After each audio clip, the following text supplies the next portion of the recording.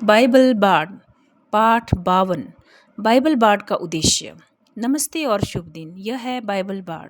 एक बाड़ वह होता है जो पारंपरिक ग्रंथों को सुनाने वाला कहानीकार होता है, विशेषकर उन परंपराओं से जो मौखिक परंपरा से जुड़ी होती हैं। मैं यहाँ बाइबल के साहित्य में यह दिखाने के लिए हूँ कि परमेश्वर कौन है और मनुष्य कौन है। आज हम यहाँ पर हैं।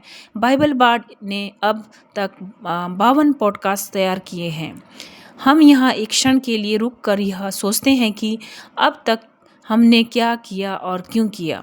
जानकारी से जुड़ी एक मुख्य समस्या यह है, या तो जानकारी बहुत कम होती है जिससे आवश्यक बातें छूट जाती हैं, या फिर जानकारी इतनी अधिक होती है कि आवश्यक बातें ढूंढना मुश्किल हो जाता है। बाइबल बाड़ ने इन दोनों समस्याओं के बीच संतुलन बनाने की कोशिश की है। इस पॉडकास्ट की सामग्री उन लोगों के लिए तैयार की गई है जो वास्तव में यह जानना चाहते हैं कि बाइबल स्वयं परमेश्वर और मनुष्य के बारे में क्या सिखाती है। हर संभव प्रयास किया गया है कि विवादों, सूक्ष्म धार्मिक मतभेदों और संप्रदायों की विचारधाराओं को हटाकर केवल स्पष्ट और निर्विवाद बाइबली वचनों पर ध्यान केंद्रित किया जाए। बेशक बाइबल में कुछ विशेष ऐसे विषय हैं जिन्हें पर बहस की जा सकती है, जैसे मसीह, बपतिस्मा, आत्मा के वरदान या भविष्यवाणियाँ। बाइबल बाड़ ने इन विषयों पर कोई शिक्षा नहीं दी, क्योंकि ये विषय खुद मसीह विश्वासियों के बीच मतभेद का कारण बनते हैं। प्रेरित पौलुस कहते हैं, सब कुछ करना तो मुझको अनुमति है, परंतु सब कुछ उपयोगी नहीं है। पहला कुरिन्थियों 10:23। और वह कहते हैं, अब जब तुमने परमेश्वर को जाना, या अधिक ठीक कहे परमेश्वर ने तुम्हें जाना, फिर तुम उन विशेष दिनों, महीनों, ऋतुओं और वर्षों को क्यों मानते हो। मुझे डर है कि कहीं मेरी मेहनत तुम्हारे लिए व्यर्थ ना चली जाए। गलातियों 4:9-11।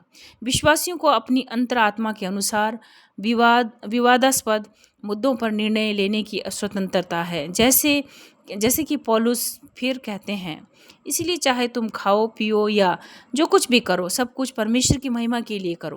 पहला कुरिन्थियों 10:31। इसलिए बाइबल बाड़ ने इन विवादास्पद बातों से दूरी बनाई है। इसके अलावा इस पॉडकास्ट में सरल और सीधे बाइबल वचनों का साहित्यिक विश्लेषण किया गया है। एक प्रेरक और क्रमिक विधि अपनाई गई है जिसमें छोटे छोटे विचारों को जोड़कर ऐसे प्रश्नों के उत्तर दिए जाते हैं, जैसे परमेश्वर कौन है। कुछ लोग पूछ सकते हैं, क्या बाइबल बाड़ का उद्देश्य मसीह चर्च को सुधारना है? क्या उद्देश्य यह है कि मसीह जीवन कैसे जिए इसे सुधारें? क्या यह प्रचार की विधियों को ठीक करने के लिए है? इन सभी प्रश्नों का उत्तर है नहीं। बाइबल बाड़ केवल ऐसे वचनों को प्रकाशित कर रहा है जो यह सिखाते हैं कि परमेश्वर कौन है और मनुष्य कौन है। इन शिक्षाओं को समझने के लिए कोई गूढ़ या रहस्यमय ज्ञान आवश्यक नहीं है, केवल साहित्यिक समझ और बाइबल के सामान्य ज्ञान की ज़रूरत होती है। जो श्रोता इन शिक्षाओं से चकित हैं और जानना चाहते हैं, उन्हें मैं यह प्रार्थना करने के लिए आमंत्रित करती हूँ, बाइबल के अज्ञात परमेश्वर, यदि तू सच में है तो मुझे प्रकट कर। मैं तुझ पर विश्वास करना चाहता हूँ, पर अभी पूरी तरह निश्चित नहीं हूँ। जो श्रोता इस शिक्षा से असहमत है, उन्हें भी स्वतंत्रता है कि जैसा चाहे वैसा सोचे, समझे और जीवन जिए। बाइबल बाड़ का आपसे कोई विरोध नहीं है। आपका मार्ग अलग हो सकता है, शायद आप सही हो, शायद बाइबल गलत हो। और जो श्रोता सोचते हैं कि इस प्रकार की शिक्षा को प्रतिबंधित कर दिया जाना चाहिए क्योंकि ये विचार किसी को आहत कर सकते हैं, उनसे मैं विनम्रता से कहूँगी कि ऐसा सोचना अनुचित है। अगर आप विचारों पर प्रतिबंध की मांग करते हैं तो आप उसी धार्मिक कट्टरता का हिस्सा बन जाते हैं जिसने अतीत में किताबें जलाई और हिंसा फैलाई। धार्मिक विचार निष्क्रिय नहीं होते हैं, वे इतने शक्तिशाली होते हैं कि उनके लिए लोग जान दे सकते हैं और दूसरों की जान ले भी सकते हैं। सारांश: मनुष्य के लिए सबसे महत्वपूर्ण प्रश्न यह है कि क्या वह बाइबल के द्वारा बताए गए परमेश्वर और मनुष्य की पहचान को स्वीकार करते हैं।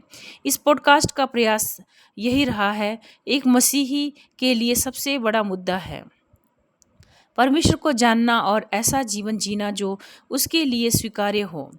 यह विषय बहुत बड़ा है और इस पॉडकास्ट ने बस कुछ आधारभूत सत्य ही प्रस्तुत किए हैं।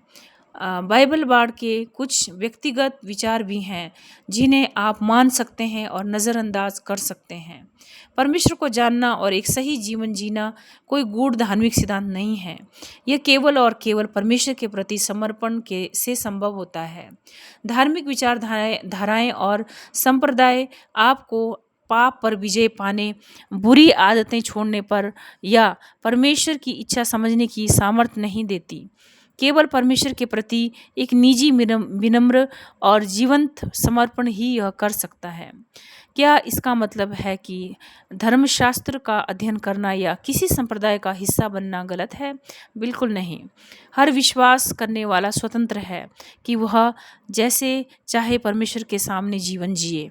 बाइबल बार्ड एक ऐसा कहानीकार है जो प्राचीन ग्रंथों बाइबल के वचनों को दोहराता है।